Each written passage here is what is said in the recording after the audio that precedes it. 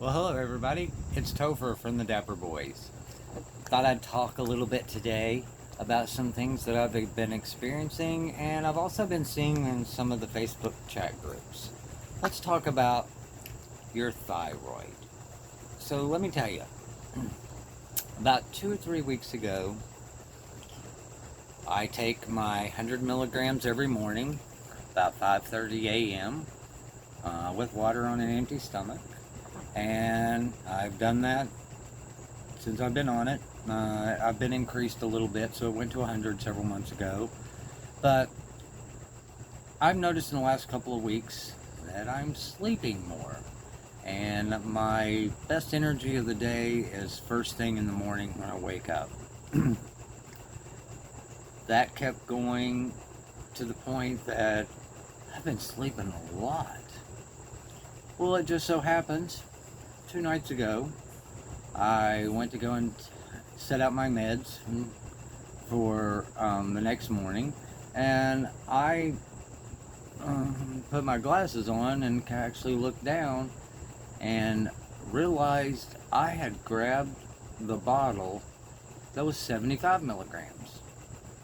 Then I got to thinking, every time they change it or update it and bring it to a higher or lower, whatever they need to do, I always take the remainders and put them in a big Ziploc bag and I store them up in the cabinet. Well, I guess for some reason I didn't do that. And I have, for about 3 weeks, been shorting myself by 25 milligrams a day. So yesterday, I started back at 100. I made sure that I had the right ones. And I called my mom, and she's on thyroid medication, the same thing I am, but she's only on 75 milligrams and has been for years. But we got to talking about it, and she said, well, honey, well, no wonder you're so tired and so sleepy. She said, you're out of whack. And it just so happens that I grabbed the wrong bottle right after I had my blood work done, which I was already on 100, so I should have remained on 100 because my blood work came back with thyroid fine and everything. So mom's like, oh yeah, signs and symptoms. So I thought maybe today we could start a discussion about what to look for and what to consider that you don't really think about. And decreased energy. I've noticed my balance has been off a little more. My desire to interact and socialize had went down. And then this increased tiredness and sleeping so much. Well, the other 3 things, I didn't think anything about it because that's kind of how I live now anyway. But the sleeping I did notice, but I wrote it off to, I get up every 2 hours through the night and do a hell shake. And then I do it every 2 hours during waking hours. So, every 2 hours of my life, I'm putting 4,500 calories in just to keep going. So I thought, well, maybe my body's just exhausted because I'm really not getting good REM sleep, I think. And Mom then reminded me, she's like, no, son, that's your thyroid. She goes, it's going to make you droopy and my muscles are going to be more fatigued. And she was like spot on the money. And, I've been at this for over 3 years now. And you would think that I would know and keep those things in mind, and I didn't. So today I wanted to just reach out and say, as a reminder, keep an eye on your body. Listen to what it's telling you, especially for HPV, squamous cell carcinoma, neck surgery for cancer. As you know, I'm a stage 4 cancer survivor, and it was radical internal and external surgeries.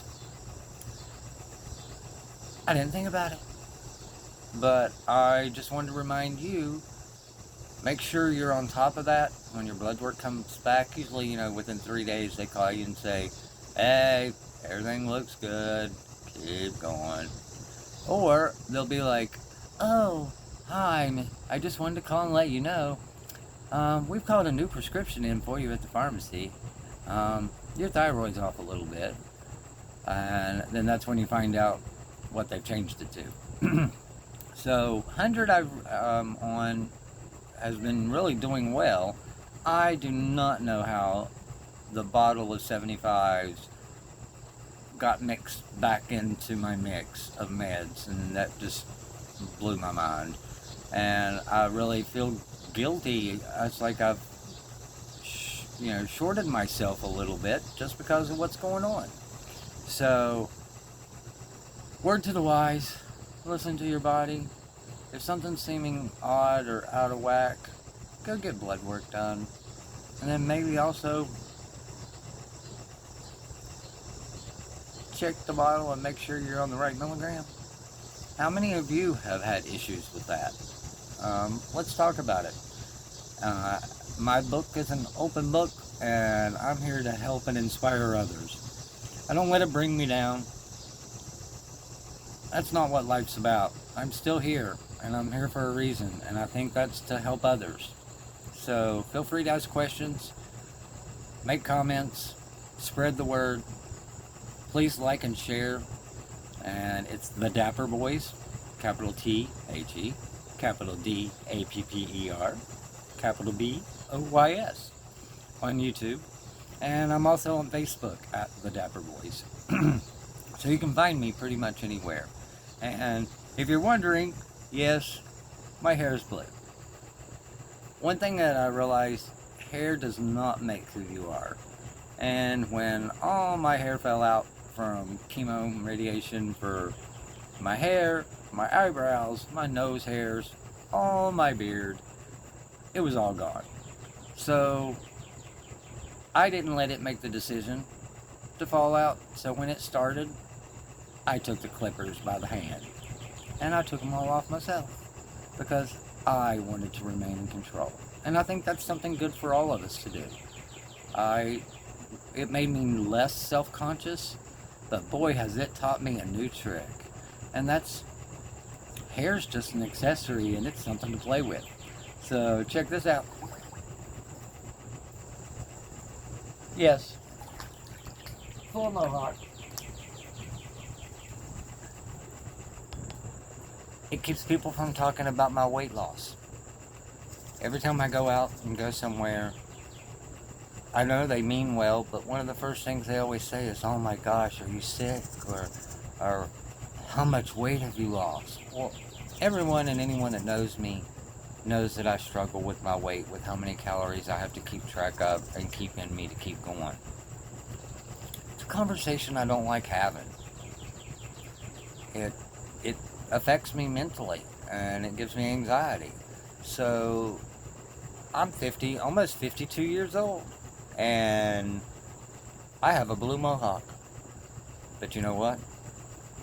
If they have something to say to me when they walk up, usually it's now about my hair. And they don't discuss my weight. So subconsciously, I'm playing into the conversation ahead of time. I may not be able to control what people say, but I can direct them into what maybe to say. And it kind of throws things off for what bothers me, which is about my weight. I would give anything to gain weight. It's a struggle.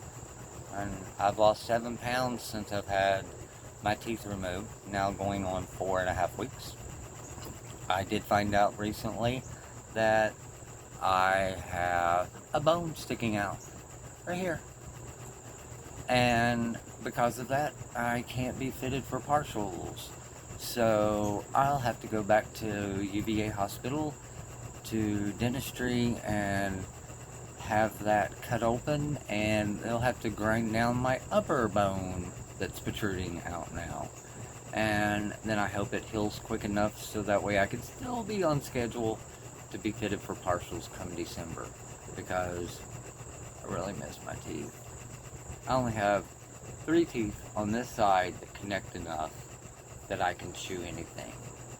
It's kind of hard to eat like that. So I just thought I'd throw this out. It's a nice day. We're supposed to be having 70% chance of showers. It's not rain to drop. but 45 minutes from here. About a half an hour ago, I got a message that they had a 3-inch size hail that was falling from the sky. So I'm in the greenhouse taking advantage of the time while I can, hoping that the storm still passes and I can chill out here for a little while.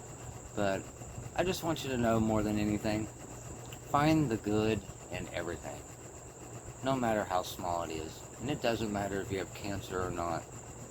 It's just life. Don't let the little things bog you down. Keep going. And always be dapper. DapperStrong.